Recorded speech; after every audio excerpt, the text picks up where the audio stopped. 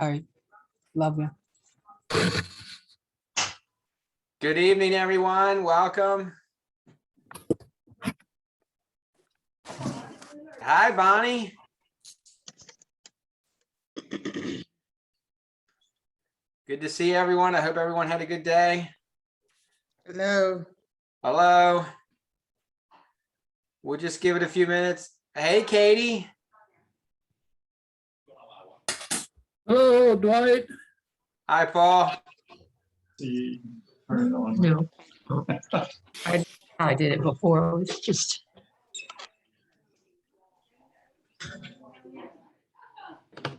Sure. So just a reminder to go ahead and mute your yourself once the presentation gets started, just so we don't get background noise. And we'll get started here in a minute or two. I'm going to go ahead and see if I can share my screen. Not muted and I can't get it to work.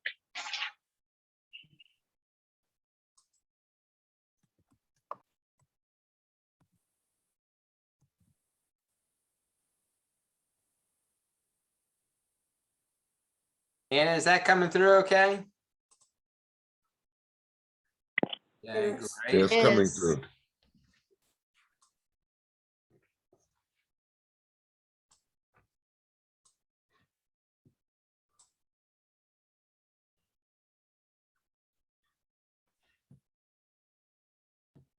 Looks like Lynn's coming in. There's still a few people joining. So, hi, Katie.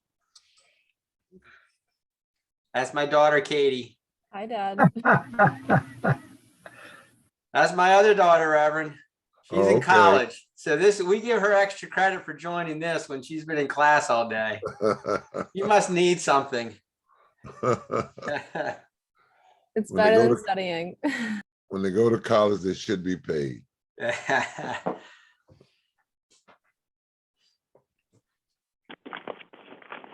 like you to note you can get extra credit for a history class.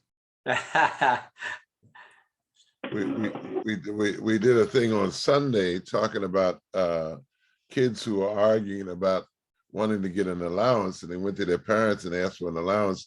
And the parents said, "I allow you to sleep here, allow you to eat here, and we allow you to wear those clothes. That's your allowance." That's your allowance.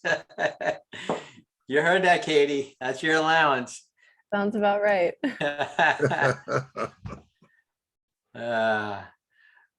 Well, let's get started here. I'm sure a few more will join, but if I can get my PowerPoint to work. So it's my pleasure to introduce Professor Douglas Anthony. And you can see he is joining us today, and he's going to be providing the input on the Tulsa race massacre and Black Wall Street, something that I've only recently kind of discovered as we've been doing these seminars. And I know there was some news reports and things in the last couple months about Tulsa, but I really had no clue about it. And so I'm just really happy that Doug's willing to share and provide some input for us tonight. He's a professor of history and director of the International Studies program at Franklin and Marshall College. He's wrapping up as the director of its Global Studies program. In that role, he teaches courses on globalization and migration, but his bread and butter, he tells us, is the history of the African continent. It would have been great to have him for when we talked about the 1619 and the transatlantic slave trade and all of those things. But we are very pleased that he's with us tonight. He did his undergraduate studies at the University of Missouri and completed his PhD in history at Northwestern University. And he has published a number of topics on 20th century Nigerian history. So we actually have a history professor with us tonight. So that is great. And before we turn it over to Professor Anthony, Reverend Bailey, do you want to just kind of remind us what we're trying to do here? Yeah, we're basically, because so many people are confused about where we are, and the argument is about how we got here. What we're trying to do is just share the facts and the story, which is an American story of how we got here. And that whole term of Sankofa, that means go back and get it. That along the way, we've lost something, and maybe we didn't really have it, but we've lost some things that we need to go back and find and bring to the present to be able to decipher what's going on today and to help us to understand what we're doing.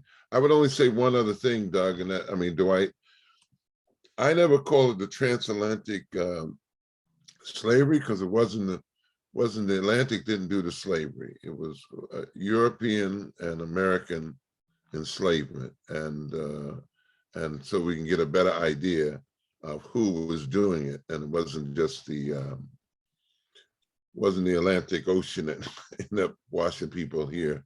Yeah, that's a good point, Reverend. Yeah. And I think it also highlights just how much our language has been shaped in large part by white people that have tried to maybe alter the reality of our history. And that reminds me, I saw an interview this morning with the author of the 1619 Project. And, you know, for those of you who have followed that project, something that we've relied upon. We got that magazine and we've listened to some of the podcasts, but there's been a concerted effort to discredit that work as trying to rewrite history, which is, you know, kind of a head scratcher because it's actually telling history. But it just made me realize how important it is to go back and get it, because not everybody wants us to. So the other thing, just a reminder that we're going to have a small group session on tonight's seminar, and we'll be emailing out information for those who are interested. It's usually a podcast or an article that allows you to engage with this in a deeper way and then come back and discuss it in small groups. And, you know, the last couple small groups have been smaller small groups, and it's been in a way really, I think, more meaningful, because we've had just a really good, engaging discussion, thoughtful, and it was helpful. So I encourage you, if you're interested and willing to do a little outside reading or listening, watch for that email, and we'll you know, sign up, and it's a good way to have some additional discussion. Yeah, I think too, Doug, I mean, Dwight, I don't know, I keep calling you Doug, is that it's much more important that people do some research and study on their own. It makes the conversation much better when we're actually conversating about facts that we've read or things that we're talking about. And that's the big hope here, is that we're the appetizer, and that folk would go and seek to get a meal on this stuff, so that we can actually bring about change. It doesn't help us if we do the sessions and people don't leave the session saying, "Hey, I need to look into that a little bit more," especially so I can talk about it to others, because it's just not enough for me to educate myself.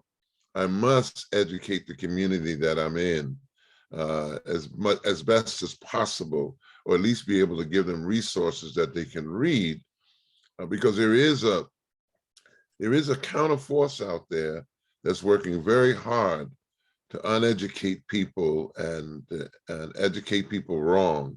And one of the problems with people who are nice, we never do that. We don't fight the good fight.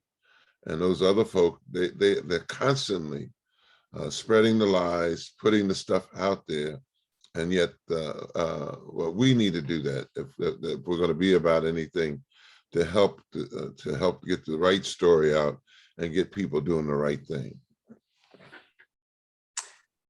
And before I turn it over to Professor Anthony, just a quick shout out here to Bonnie Bolton and Lynn Crow, and I'm trying to see if there's anybody else here that's been on our small group planning team.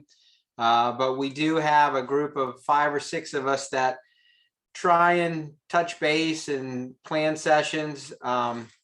So thank the 2 of them, and there's a couple others that also have been participating. So with that, I think I'm going to stop sharing my screen, and Doug, I think we'll turn it over to you. All right, thank you, Dwight. And thank you for the chance to refresh my own understanding of this material and to think about it in a more sort of coherent and connected manner. It's nice to be here with everybody. Thank you for having me in your group. My background, as you know, is as in the discipline of history, but my geographical focus is away from the United States. So opportunities to think in a sustained way about American issues is always a welcome change for me. The Tulsa Race Massacre is something that I have been loosely aware of my whole life. And I think that's probably because of my great-grandmother, who was born shortly after slavery ended and grew up in the part of Missouri where a lot of the white population were people who had migrated north, particularly from Mississippi, but also parts of Kentucky and Tennessee. And they had connections to some of the same families that had migrated to Oklahoma. And so those events were important for her and part of her generation. So I was actually a little surprised to discover that so many people had never heard of the Tulsa Massacre. When people started talking about it 10 or 15 years ago and were treating it as this thing that they had never heard of, I was a little struck by that. So I'm going to return to that question near the end. I hope we have time for questions at the end. I'm happy to field questions directly from you. If you would prefer to send your questions through the chat to Hannah, Hannah will pass them on. Happy to do it that way. I will also share with Dwight and Reverend Bailey a set of links to resources on the massacre. I will wait until we've had our conversation at the end, and then I'll try to tailor those links to resources that speak to the issues that seem to connect most with our conversation today. Through 4 stages of context before I actually talk about the events. I'm going to do this quickly, and these are areas that are inevitably intertwined. I'm treating them as 4 bullet points, mainly in the interest of time, but all of these are moving parts within the same giant mechanism, and there's no way to disentangle them. But again, we have to move in a linear fashion. So I'm going to do that. Then I'm going to talk a little bit about the events themselves, and I'll show you some images, probably things that will be familiar to those of you who've watched the documentary or read about Tulsa in other ways. And then I'm going to talk a little bit about the implications, and depending how much time we have, I might stretch out a little there.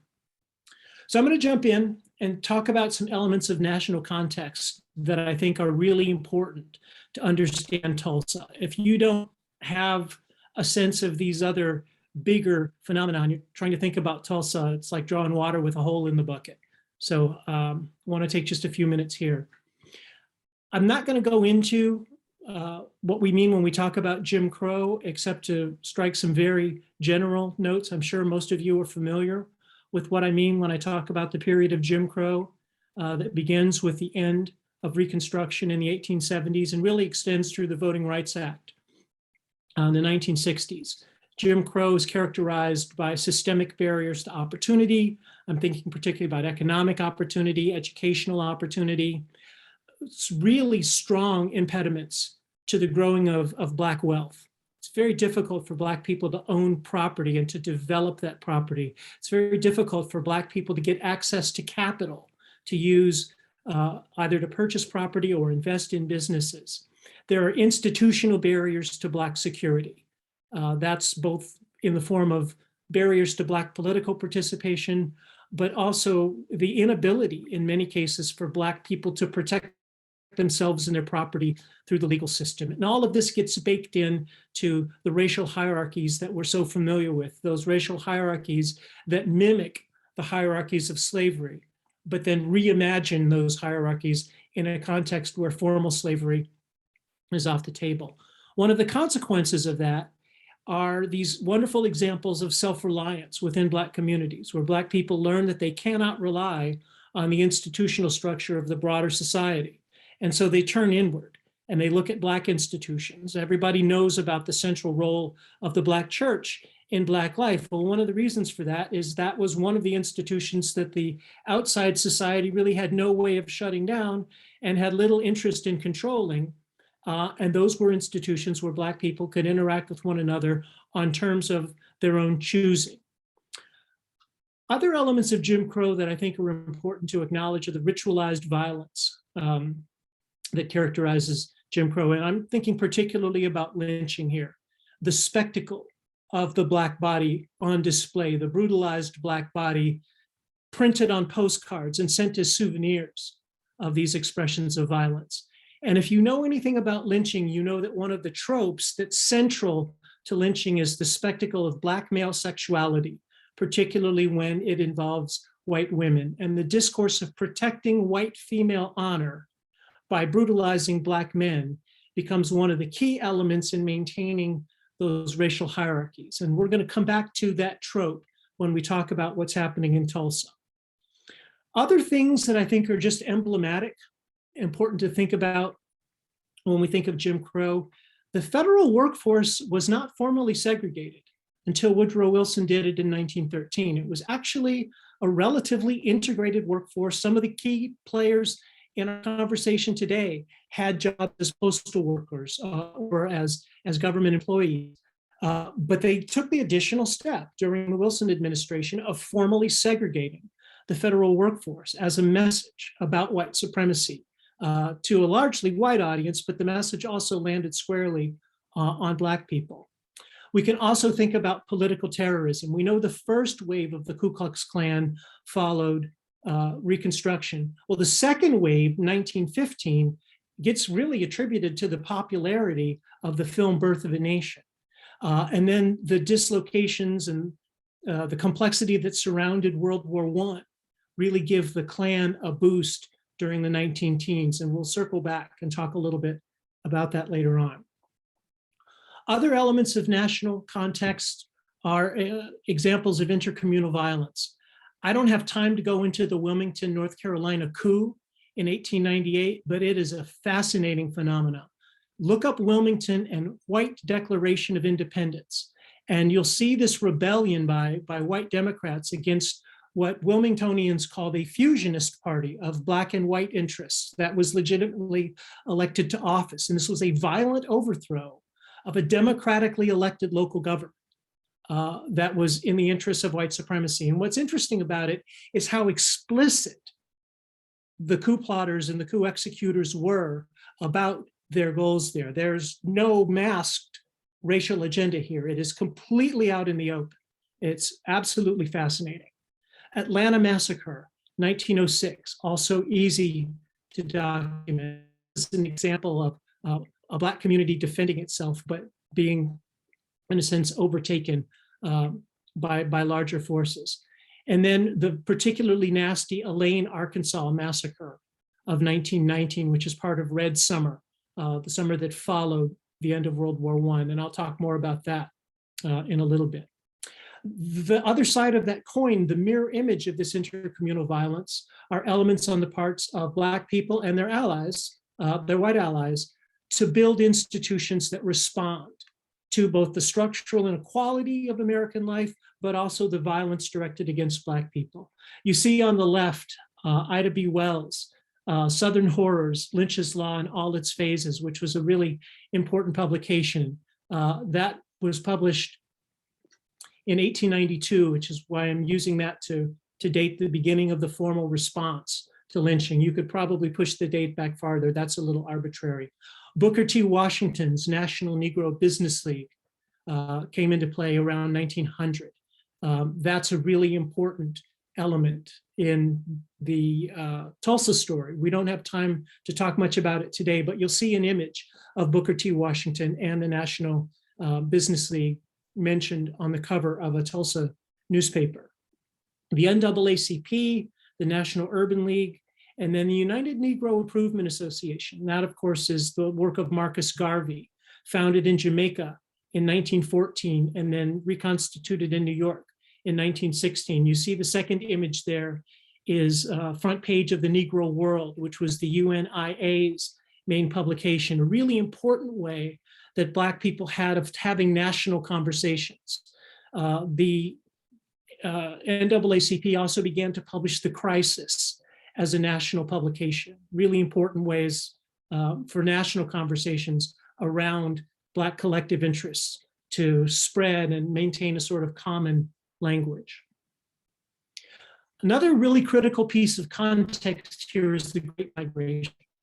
You're probably familiar with the Great Migration. If you look at the map on the left, you see the paths north from southern states that many African Americans took beginning during World War I and extending really into the 1970s. The general rule here is that the population flows followed rail lines. My family, which wound up in Cleveland, took the trip from Kentucky to Ohio. A lot of the people who wound up in Oklahoma had started in Mississippi and Louisiana and had followed this path, but not gone as far as Colorado or Seattle or California. But most of the people who were in, most of the Black people who were in Tulsa during the time of the massacre had been born in Arkansas, Louisiana, Mississippi, Alabama, farther south, and had migrated out. This was both a response to the lack of opportunity in the South. This was a response to violence directed against Black people in the South, but also to opportunities in the North. And I'll say more about that in just a second. One other element of the Great Migration that we have to take into account is the economic draw of the North. World War I provided enormous opportunities. Two things happened simultaneously during World War I.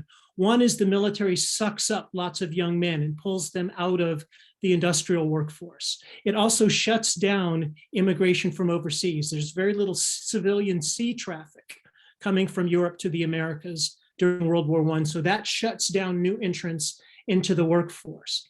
At the same time, industrial production ramps up once the United States enters the war. Well, how do you then solve the problem of industrial labor when you're actually losing workers? The answer is you pull new people into the workforce.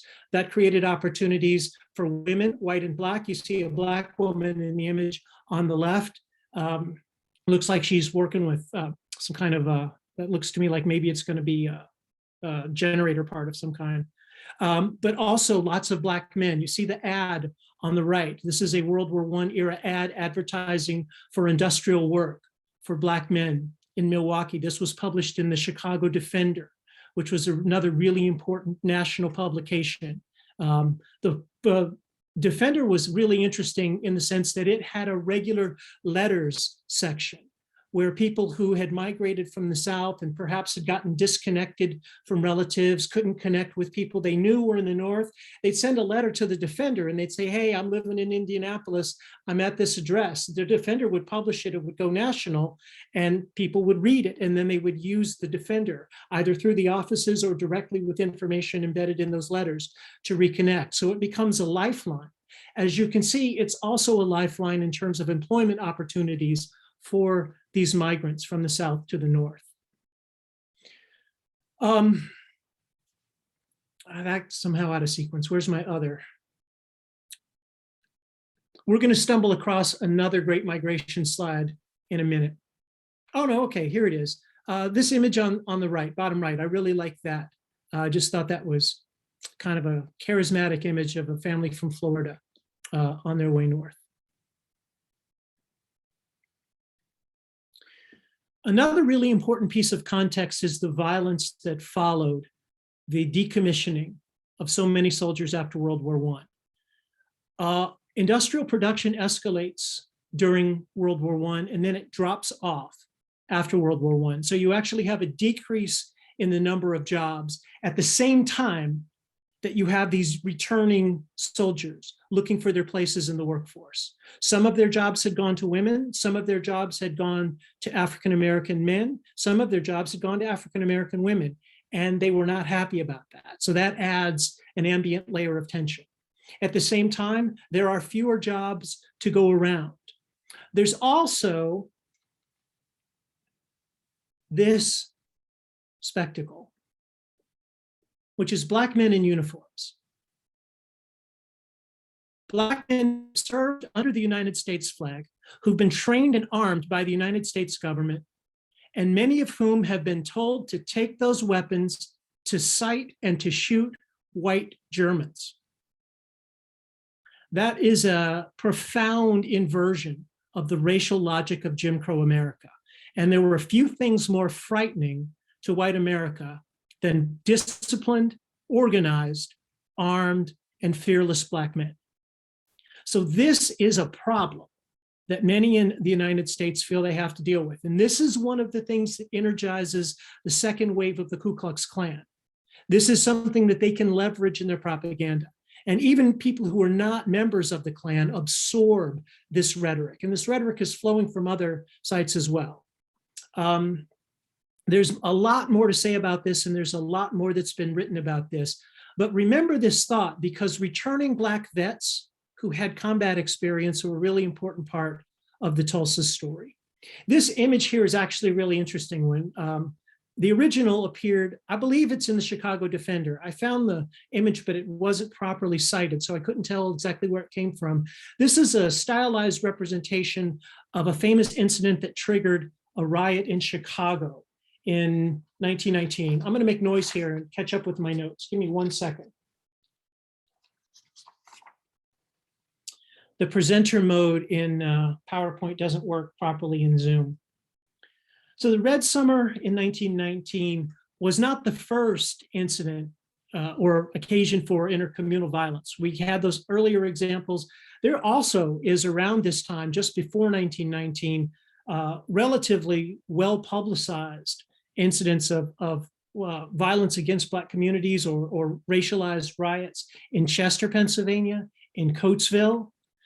There's a really famous massacre in East St. Louis in 1917, where Black workers had been organized in an industrial context as strikebreakers, and that angered white workers who then attacked the Black community as a result of that. But 1919 was the worst of it. There were major riots or attacks on Black communities in Chicago, in Washington, D.C., and Norfolk, Virginia, and about 36 other places. And if you're interested in the history of violence in America, the summer of 1919 is a really famous, really great window on that violence and how racialized arguments and then racial tropes, particularly the trope of the dangerous Black man, get played by the Democratic Party, but also by others with particular interests. One other piece we shouldn't lose track of is the other red, the other kind of red, and that's, of course, the Red Scare following the Russian Revolution, 1919, 1920. This is not the red of the Red Summer. The red of the Red Summer is blood. But we got to bear in mind that there is also a fear of communism. And Woodrow Wilson captured the way that Black soldiers fit into this in a comment that he made privately in 1919 that has become part of the historical record. He said, "The American Negro returning from abroad would be our greatest medium in conveying Bolshevism to America." They recognized that Black people had very little to gain from the current existing system in the United States, despite the fact that Black soldiers had gone and fought for it. They were returning now, demanding their due. But Wilson knew that he was not willing to give Black Americans what was their due, and feared that they might legitimately turn to other forms of government. And with communism gaining speed in Europe, that was a major concern. Other national factors we have to consider. We've talked a little bit about returning white soldiers. We've talked a little bit about the economic downturn that followed World War I. There are also price controls in place during the war. And once those price controls were removed, the prices of consumer goods went up. Demand spiked, prices went up, and this caused no end of economic problems for everybody. There's also then a surge in white immigration.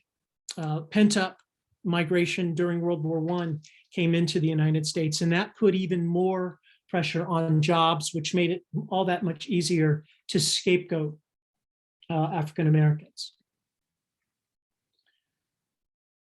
Any questions on the national context before I move on to Oklahoma and Tulsa?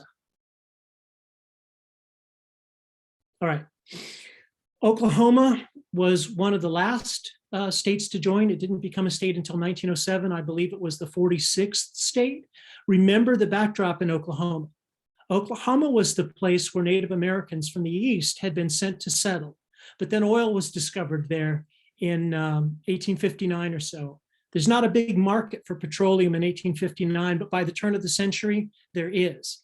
And that led white settlers to begin to expropriate land that had been handed to Native Americans. So there was this very recent memory of racialized expropriation of property.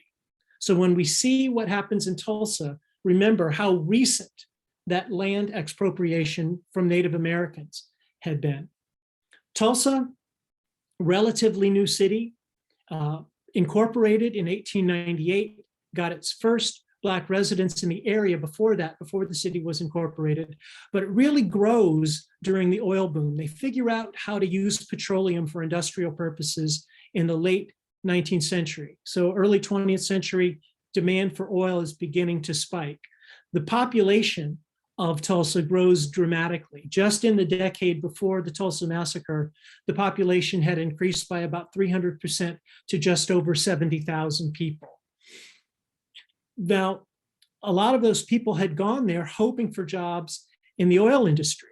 But remember what happens after World War I. Demand for oil drops as the economy slows down. So that meant that many oil companies in Tulsa were actually laying off workers. So you had people pouring into the city looking for work at exactly the time when there were fewer jobs. And this, of course, fuels exactly the kind of rhetoric that the Ku Klux Klan had already made its stock in trade, arguing that white economic grievances were the fault of Black participation in the economy. And the solution was to get rid of the Black people so that white people could have their jobs back.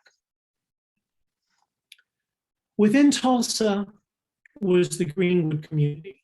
Greenwood is the area where the riot itself, or the massacre itself, unfolded. Greenwood was founded in 1908. I'll talk a little bit more about its initial founding in a moment. What's important about Greenwood is that it was a 35 to 40 square block area that was Black owned and Black controlled. Booker T. Washington, when he visited Tulsa, dubbed it Negro Wall Street, which got respun very quickly into Black Wall Street, but Booker T. Washington is the person who coined that. It had about 10,000 residents. That's about a seventh of Tulsa overall. It's famous as Black Wall Street, and there's an image of Greenwood as a site of Black prosperity, which it was. But it's also important to remember that most Greenwood residents were working class. There were a handful of really opulent homes in that $3,000 to $7,000 range. The multiplier is about 14 to 1 between a $1920 and a present day dollar, but houses were comparatively less expensive then. But the contrast there is that most houses in Greenwood were much more modest than that. Now, as far as Black wealth goes, don't let the fact that those houses were less expensive, though, take away from the fact that a lot of those houses were rentals that were owned by the same Black entrepreneurs who owned the more opulent houses themselves. So I'm going to return to this question of class. From the outside looking in, Greenwood was a site of prosperity. This guy here with the arrow, his name is O.W. Gurley. He's the person most responsible for Greenwood. He was the person who had started it with a purchase of 40 acres. In 1905, He had been born in Arkansas, self-educated guy who would work for the post office and saw an opportunity there. And he bought that land, partitioned it off, and intentionally sold that land to other Black families with the goal of creating a Black community there. And he was not alone in doing this. This was something that had happened in places around the US. But the growth of Tulsa and the oil boom meant that this was happening in a place that was economically prosperous right through World War I. Remember that demand for oil surges during World War I, which means there's a lot of money flowing through Tulsa, and Gurley and the people around him made sure that Tulsa's Black residents got their share of that. At the same time, most of the residents of Greenwood were working class. Most of them worked in other parts of Tulsa. A lot of them had ties to white businesses, to white families and whatnot. But that doesn't overshadow the fact that within Greenwood, economic activity was overwhelmingly in Black hands. We'll look at some of the institutions that were present in Greenwood in a little bit. All right, this is the last thing I put together, and I kind of ran out of time, so I had to dump it all onto one slide. What they don't tell you about PowerPoint is that PowerPoint is not designed for the viewer. PowerPoint is designed for the presenter, and this slide is gonna give that away. The events that led to the massacre are pretty well known. I'm just gonna run through them really quickly, but I wanna make a couple of points as we do it. One is look for the familiar trope, right? Look for the dog whistle. How do you motivate people, white people, to engage in mass violence against Black people? You tell them that a Black man attacked or raped a white woman, right? It's tried and true. It's happened so many times for so long. Just the accusation is a virtual death sentence. It's almost impossible to come back from that accusation. So when that happens, people in a community know what's going to happen, and they respond accordingly. I'll talk through some of that. The incident surrounds a young man named Dick Rowland. He's a teenager. He was in a downtown building in an elevator with a young white woman named Sarah Page. No one knows exactly what happened in that elevator because they were the only two people in it. At some point, Sarah Page cries out and Dick Rowland hits the road. Now, what Dick Rowland told police, and Sarah Page later corroborated, was that he came into the elevator and he tripped and he inadvertently landed on her. When he took off, though, for some reason, she said that he had attacked her. He hightailed it back to Greenwood, and she gave this account to the police. Later, under questioning, she corroborated his version of events and said that she had panicked and made up that story. How we get from the incident to that, nobody knows. Meanwhile, the police go to Greenwood and they arrest Dick Rowland. All right, so he's now in custody by the end of the day, Monday. Tuesday morning, the Tulsa Tribune, which is owned by a man named Lloyd Jones, publishes a largely fictionalized account of that episode. They don't have any witnesses, they don't have any eyewitness testimony, but they tell the story as if they did.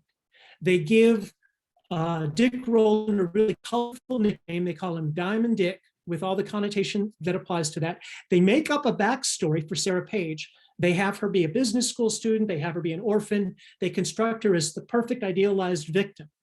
But most importantly, they publish an op-ed called "To Lynch a Negro Tonight." Now, this was par for the course for the Tulsa Tribune.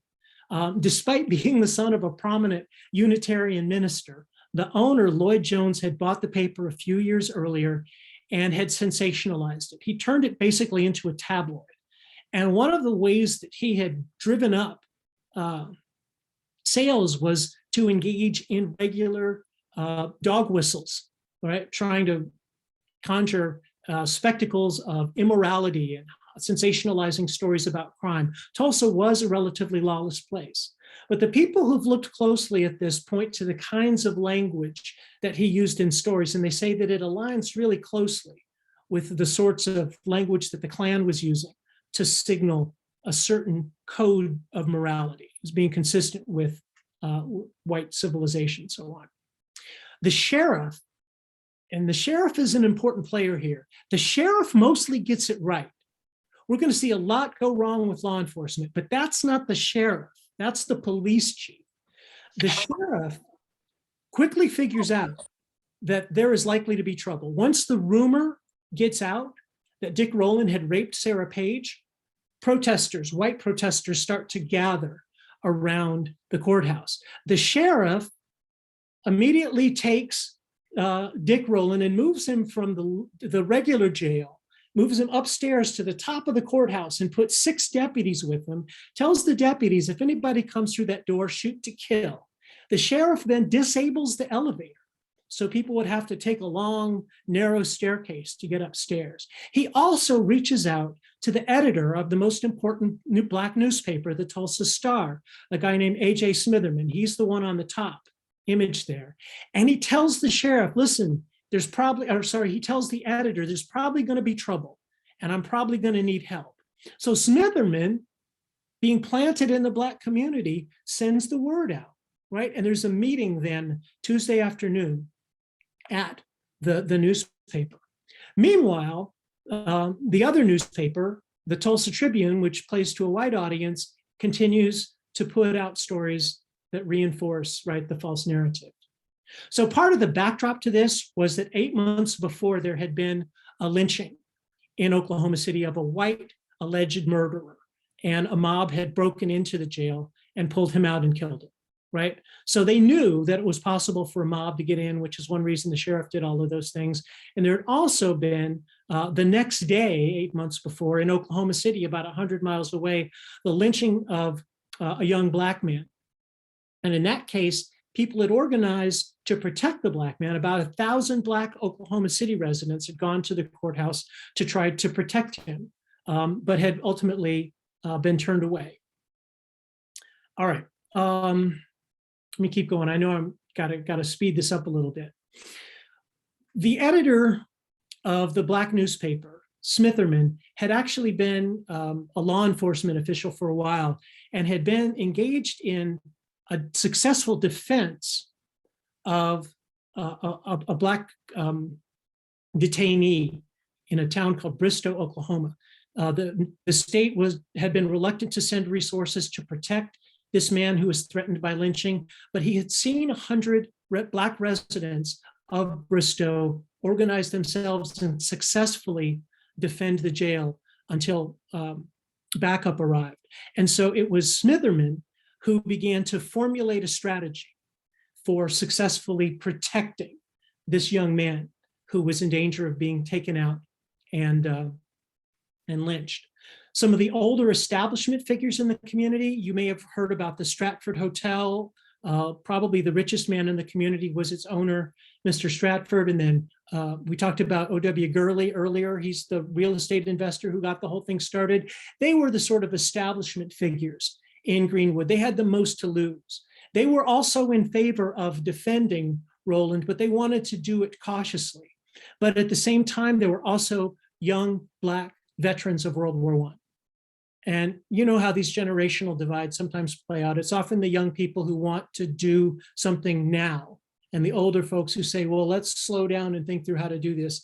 This is exactly what played out in the Greenwood community at that point. While the older people are thinking through what a more cautious strategy would be, some of the young vets break off and they go to the courthouse themselves. They put on their uniforms, which is in and of itself significant, and they arm themselves, sometimes with US government issue weapons from the war, and they head off to offer their support to the sheriff at the courthouse. The sheriff, though, has seen this white mob grow, and he starts to rethink his approach. He decides it's probably not smart to pull in these Black troops. And so when they arrive, he tries to send them away because he realizes that this mob, which has started drinking, is likely to respond violently there, and he realizes he doesn't have the means to control it. Meanwhile, a white mob tries to sack the National Guard Armory to arm themselves. They are hearing rumors about this alleged rape, and they are primed to move into the courthouse and lynch Mr. Rowland. At that point, the motivations shift. Once Black troops start to show up and I shouldn't say black troops, once black veterans, sometimes in uniform, show up as members of the black community to defend one of their own, the conversation within the mobs shifts, and it's no longer about going into the jail and pulling out the alleged rapist. It now shifts to fear of a black uprising, which is something they are much more fearful of. One of the things that's part of the backdrop here is that the police force was somehow absent, and the police chief was later, not the sheriff, but the police chief was actually convicted of negligence on the job, of not doing his job. Anyhow, I'll skip the rest. Things escalate. We know what happens. There's a shot that's fired. That's what happens when a young white man tries to disarm a black man there. It's unclear exactly who fired the shot, but once the first shot is fired, very quickly there are 12 bodies on the ground. And from there, we move through the narrative that the documentary presents, which is the invasion of Greenwood, and then the black veterans organizing themselves to defend Greenwood. My takeaways from this section are, first of all, the central role of the allegation of rape and the central role of armed black men in uniform. I think those are sort of the two lasting images from that. I will share this slide with Reverend Bailey and Mr. Yoder so they can share it with you. This is just a map of where events unfolded. You'll see some Greenwood landmarks there and get a sense of what the timeline is. These are some images that I found, most of them from history.com, but also from the Oklahoma Historical Society, of the aftermath. The violence unfolded mostly during the night of May 30th and then the day of June 1st. The black vets are successful in holding off the mob for a while, but then the police chief, not the sheriff, but the police chief deputizes 500 white mob members. And they then become part of the invasion of Greenwood, not deputized by the sheriff, but by the police chief. And that really tilts things in the favor of the mob. The violence had unfolded almost entirely in Greenwood and along its edges, but the rumors that motivated so much of the white mob were false allegations that black troops had invaded downtown, which had not happened. But that was one of the rumors that was driving things along. This is an image of black residents of Greenwood who were captured and rounded up. You'll see that image in the upper right and then upper left and bottom right. They were taken to a detention facility, which you see here, set up on the fairgrounds in the lower left. They were held there for about a week, and the way out was to have a white person come and vouch for you. So unless you could find an employer or a business partner or someone who knew you to come and tell the authorities that you were a good Negro and could be trusted, you were going to stay in custody there.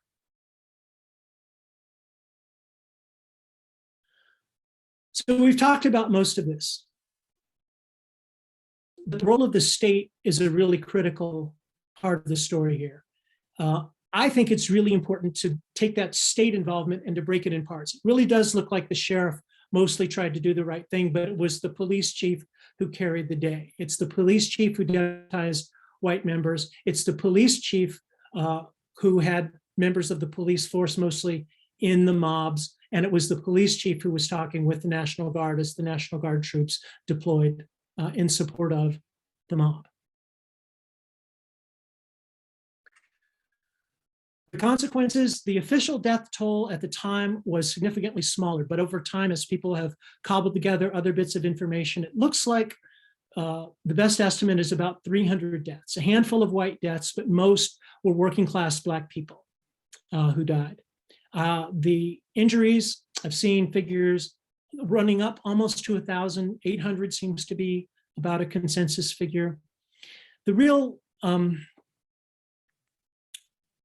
I should say real, the deaths are the real thing. There are also the loss of about 1,000 Black homes and dozens of Black businesses. A dozen Black churches were burned, along with a hospital, a school, and a public library that served the Black community. We also have the looting of personal property from hundreds of Black homes. So there's a tremendous loss of property. Some of the consequences: Klan enrollment escalated. There had been a Klan presence in Tulsa.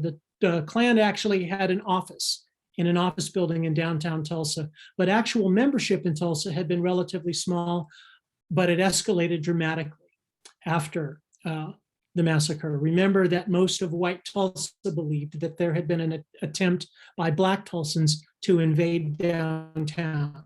And so they saw this as an insurrection that required an extra-legal violent response. There was also, though, the example of Black self-defense. And one place where this plays out that you might be aware of is the Rosewood, Florida situation in 1923. There's a great film about this that avoids falling into the trap of sensationalizing either the violence or romanticizing the Black community there. Let me just run a couple more things by you. Greenwood rebuilt itself. This was part of the story I was not aware of until I started to dig around. W.E.B. Du Bois visited Greenwood in 1926, and you can see what he had to say about it. He talked about the grit of Black Tulsa. Now, the population, though, did shift. A lot of the property owning Black people were able to move back and rebuild. The people who had money in the bank, the people who had skills that were in high demand, the people who had insurance on property that they lost, that they were able to reconstruct. The people who did not come back, though, were mainly working class people. And part of the reason that we tell the story of Greenwood the way that we do is that when people went back to Greenwood to start to gather accounts, the people who were there to give their accounts were members of the Black elite, members of the Black middle class. Members of the Black working class, for the most part, appear not to have gone back to Greenwood in anything like the numbers of the wealthier members of that community. And that has tended to skew the narrative. And that's actually entirely predictable. So Greenwood is back to more or less its 1920 numbers by 1950 or so, and it rebuilds, becomes relatively prosperous. The thing that kills Greenwood is urban renewal in 1971. And they run a highway bypass through it and use eminent domain to appropriate all the property that Black people had pulled back together for themselves. So you have the physical violence of 1921, and 50 years later, you have the institutional violence of federally sanctioned urban renewal. So here's the question I want to leave us with. This is the question that historians find most fascinating, which is why the memory of Greenwood appeared to have dissipated. It was front page news in 1921. It was national news. There's this first person account that a member of the community, Mary Jones Parrish, publishes in 1923. She's a member of the Black elite of Greenwood. And when she publishes this first person account, almost all the accounts in the book are from wealthy or middle-class Black families, very few accounts from working class folks. And that helps to shift the narrative away from the experience of Greenwood's majority and toward that narrower slice. But it does capture the violence.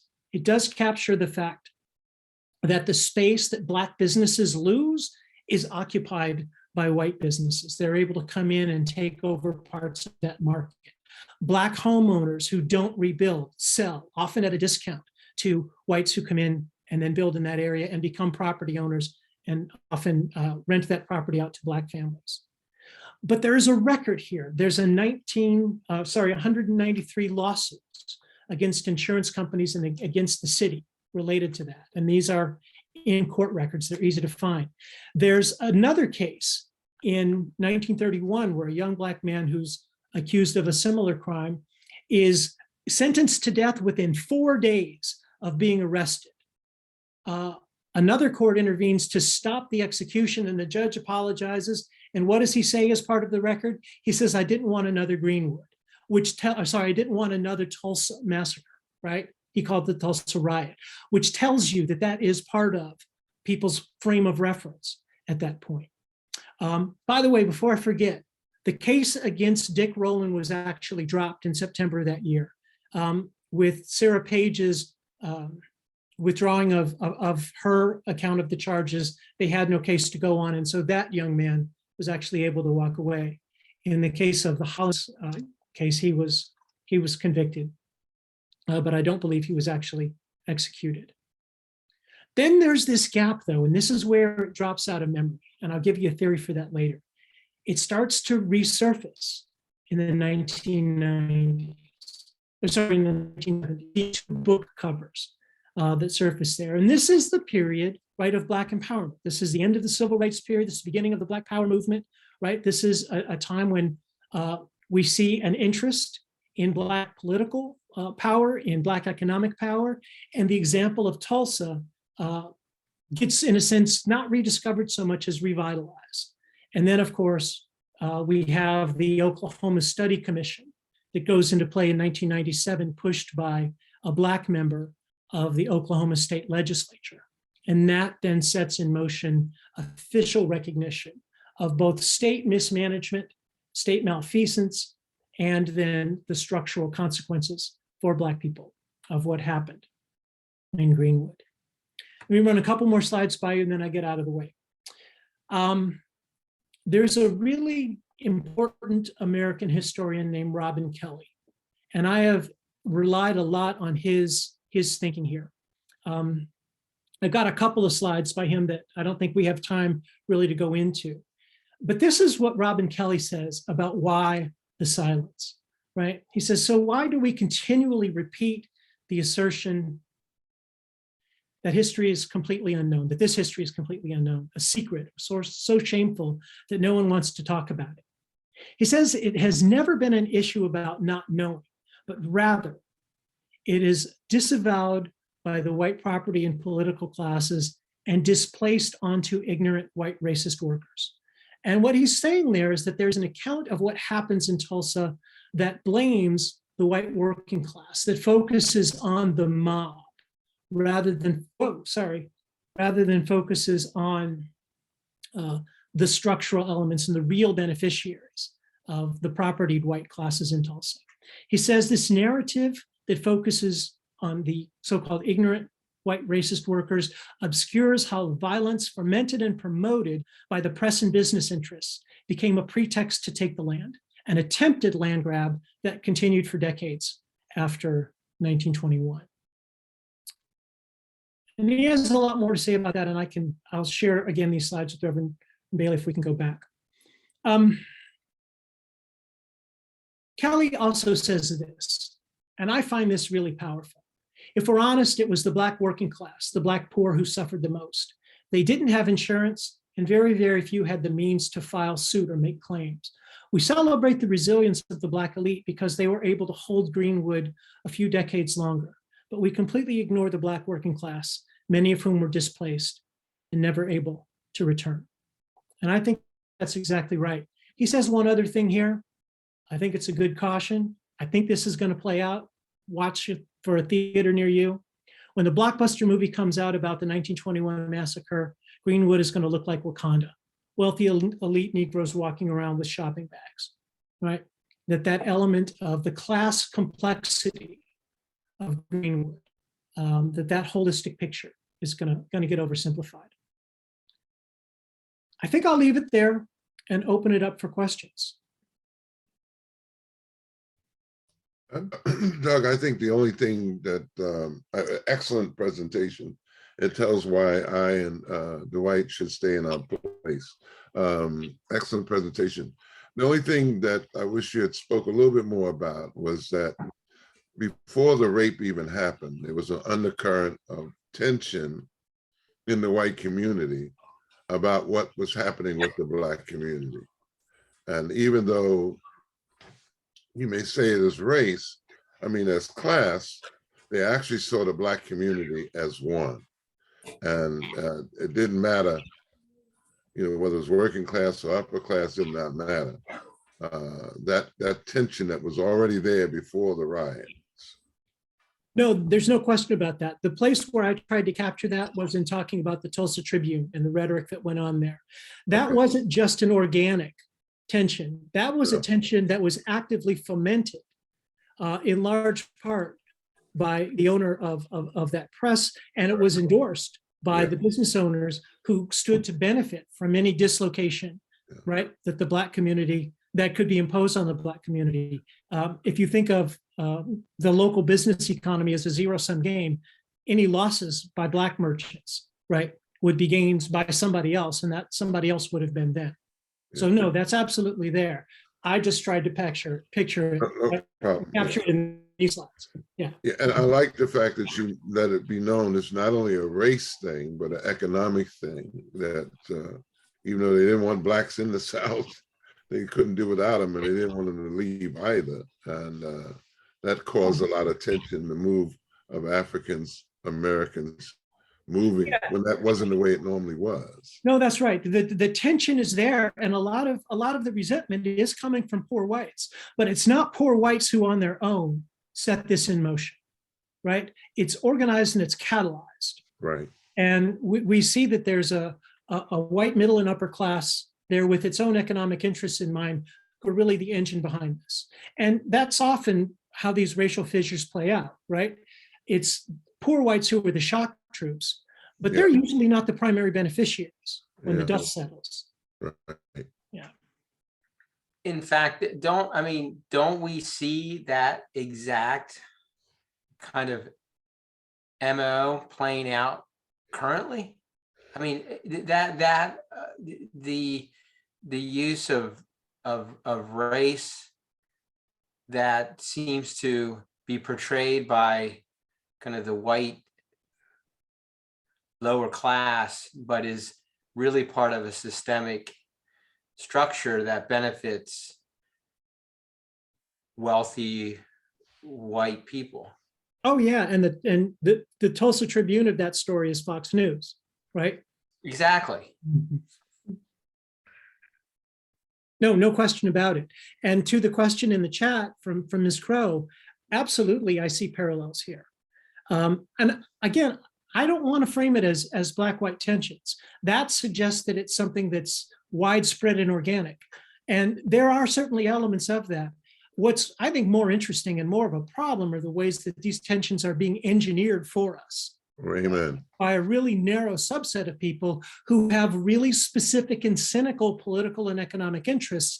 And they understand that there are ways to take those tensions and put them in play, right? And then stand back and see what happens. They have very little skin in the game and very little to lose if things go badly, and a lot to gain if things go the way that they imagine.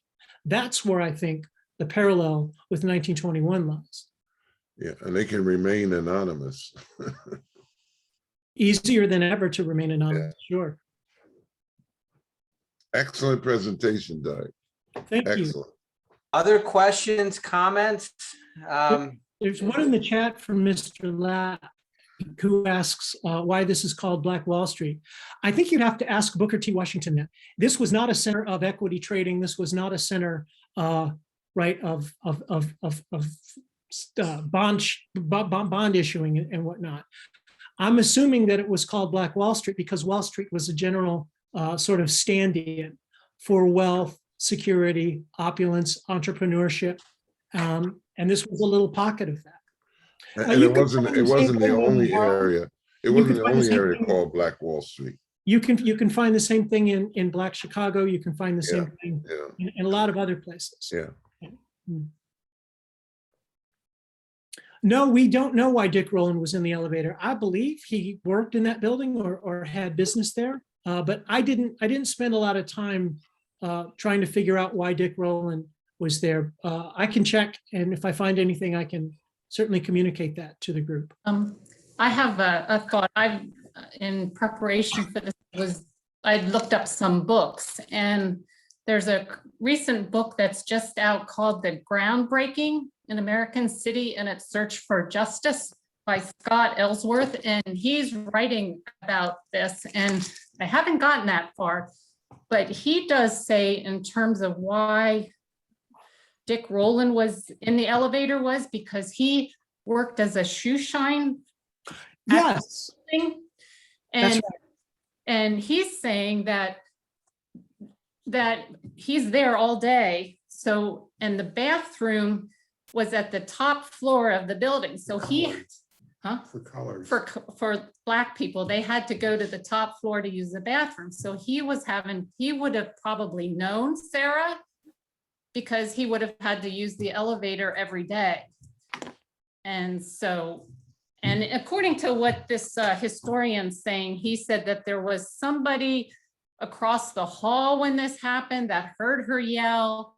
And he's the one who sort of fed into this, you know, telling everybody this happened and getting people worked up. Anyway, so. I'm so glad your memory is better than mine. I've I heard, just read the book. I'm just reading it now. So. I've heard the same story and just forgotten it. So thank you. Yeah. Yeah, Yeah. that matches everything. Once you said it, those details Yeah. got reactivated. I've heard exactly the same thing. So I think that's the best answer to the question of why he was in the Yeah. elevator. Thank you for that. Yep. You want to talk about the bombing that was done, Dwight? I mean, Doug? I've actually seen some conflicting accounts of the bombing. So there's no question that planes were used, but whether they were bombs or like pre-Molotov cocktails is open.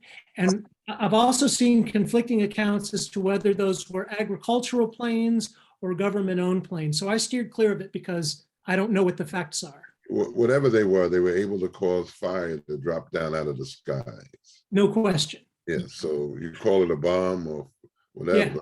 It burnt a lot of buildings down. One interesting piece of that is there were apparently 6 airplanes owned by Black residents of Greenwood, right? Who either used them for their own agricultural purposes or rented them out to farmers in the area. So there are airplanes present. Yeah. And remember, it's also after World War I when airplanes were for the first time used for military purposes. So it probably shouldn't surprise us. But it does show the extent to which either the state or the rioters were willing to go, the resources they were willing to deploy to pursue their interests. Oh, more in the chat. Let's see what's in there.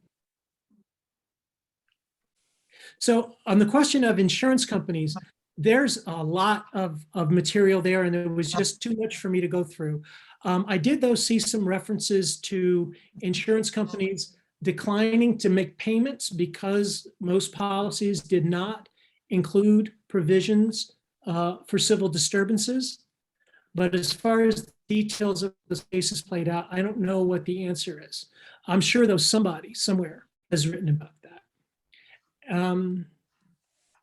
A lot of the people who died were actually buried in group graves, and people have gone back and tried to figure out who's who. And I know there's been some reburying of residents, but I don't know what the details there are.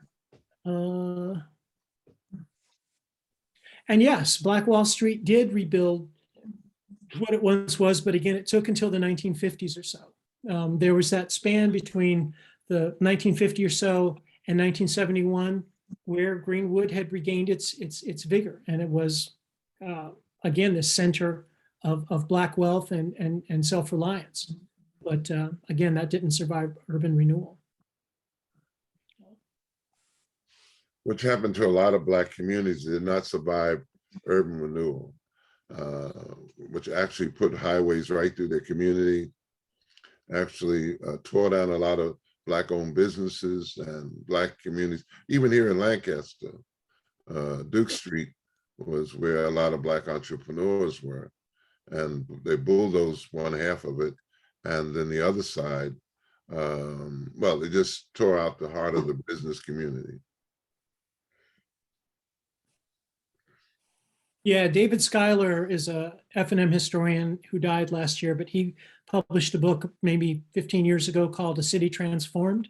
It talks about Lancaster, and a big section of that talks about the deliberate neglect of Southeast Lancaster and also the consequences of those changes in downtown Lancaster, the building of Park City and the gutting of Duke Street, and also some things closer to the center there.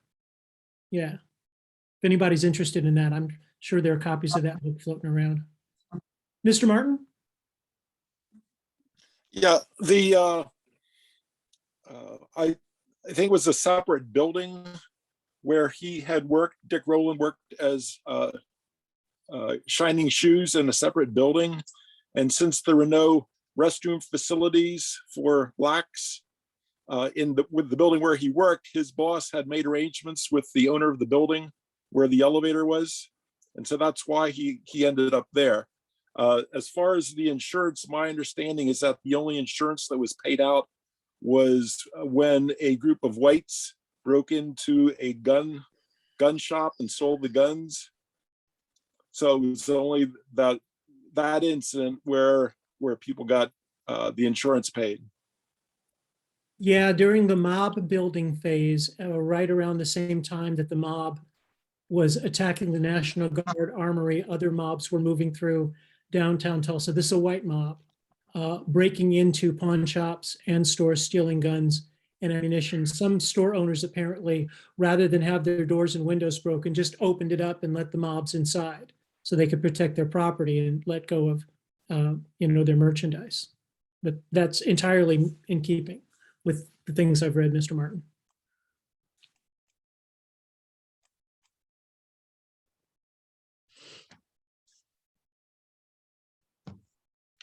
Yeah, I have a question. Can I just pop it out?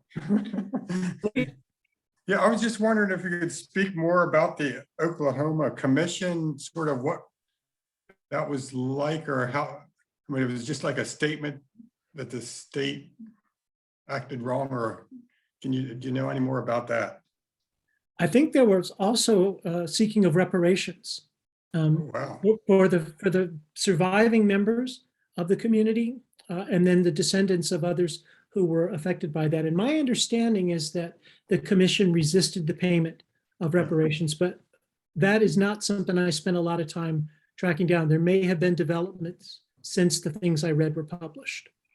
But it took a long time. This was not just a one and done thing. This particular representative pushed for it, I think, for 4 or 5 years before actually got enough traction for the state legislature to actually impanel the commission to look into it. And then it took a little while for it to do its work. So I was talking with a historian friend of mine, and he's an old political activist, and he worked for one of the last Democratic senators from Oklahoma. And I've forgotten the senator's name, but he was a Democratic senator from Oklahoma in the 1990s who then retired from politics and went on to do other things. But he was talking with my friend just a few years ago. And my friend, who's also a historian who teaches this stuff, asked him, what he knew about the Tulsa Massacre, Massacre growing up. And this guy who was, enough of a Oklahoma political figure to become a senator said he had no idea, that it had never been taught, had never been discussed, right? It had been completely erased from the record. And that's basically why we're doing what we're doing, Doug, because, the information is there. It just has not been given publicly. It has not been in our school system. And people have, I like one of the slides you said, they haven't told a lie about it. They just disavow that it even happened. They act like nothing happened. And people in the communities that we live do not know what happened in our own communities. And it's not, Tulsa is not something that stands by itself. It happened in many African American communities where people were trying to do what you had on there, the Black Uplift, where they were actually trying to do what the brother said about pulling yourself up by your bootstraps. That's what they were trying to do, and the violence that was done against them because of that. We talk about national identity or ethnic identity. We think about a lot of things. One of the things we don't think about is stories. But stories are probably the most important markers of our membership in communities, right?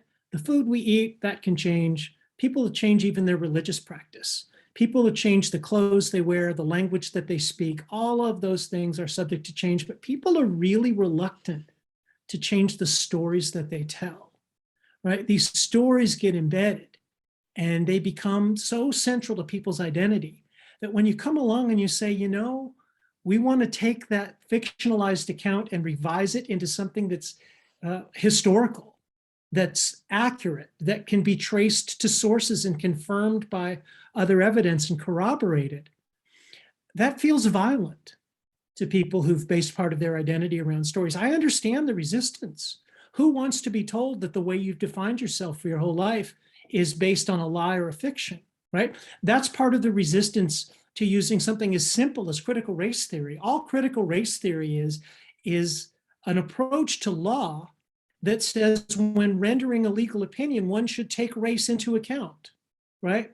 That it's impossible to position someone in society or to understand their actions that may have legal consequences without first considering the position that they occupy in society that may be defined in large part by their racial classification and their racialized experiences.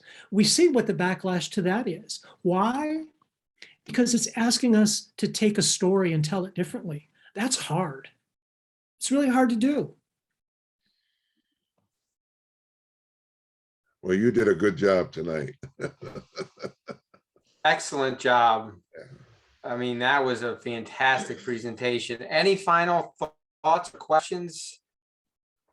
I think there's so many places where Blacks have been relocated. I know I grew up in New York City and learned about Seneca Village, where Blacks used to live, was prominent there. And now it's called Central Park. So that's a story that you could look into also.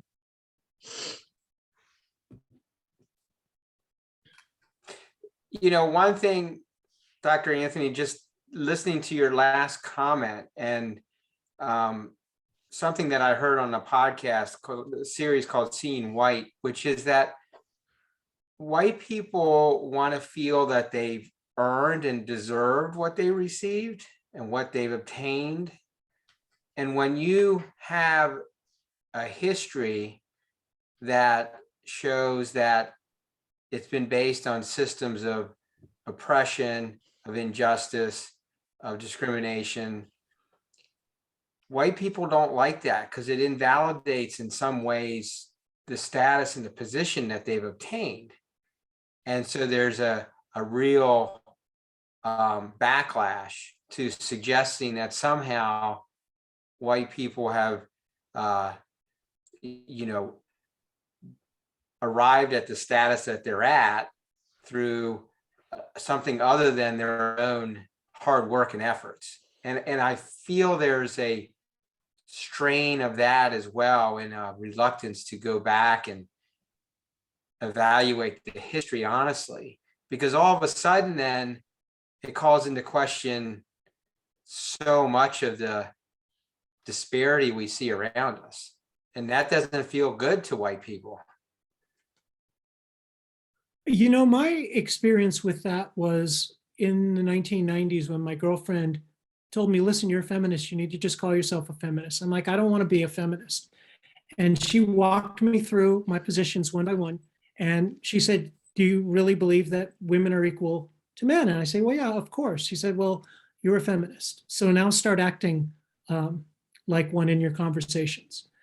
And once you do that and you start to recognize, well, she has to make this accommodation, but I don't. I can just walk straight through this. There are things that I can get away with that she can't. There are things that she's held to that I get a pass on. You start to realize your male privilege, right? That is in so many ways analogous to racial privilege. If somebody else has to make a calculation before making a decision and you don't, you occupy a privileged position. If I want to walk down the street and hold hands with my partner, well, my partner's a woman. We're a heteronormative couple, right? My gay neighbor, when he walks down the street with his partner, he's got to make a decision. Is he going to hold hands and risk abuse? Probably not nearly as bad as he would have 20 years ago or 40 years ago, but he's still got to make that decision.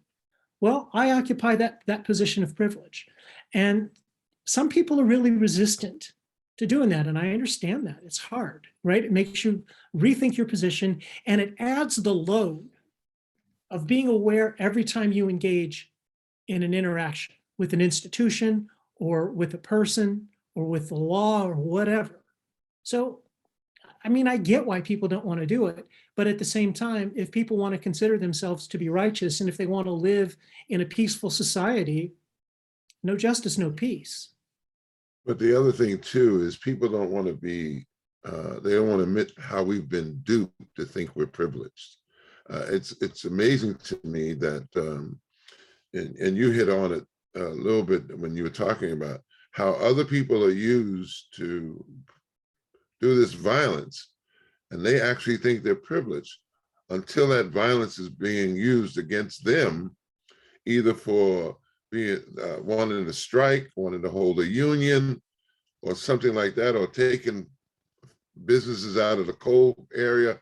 People don't like to also know that, yeah, you may think you're privileged, but you are usually duped into believing that so you can hold somebody else down. And that's probably the hardest argument to get people to understand. There is no male privilege. There is no female privilege. There are people who are privileged who want to make you think you're privileged, but in any day, they want to pull that privilege card from you. That privilege card will be taken out of your hand. And that's a hard thing for people to understand and to accept, that we all are equal, whether we like it or not. Nobody's above the other. And that if we work together as a group, we can actually throw the chains of oppression off of all of us. You and I are going to take different approaches to that, but we're both trying to get to the same place. Right.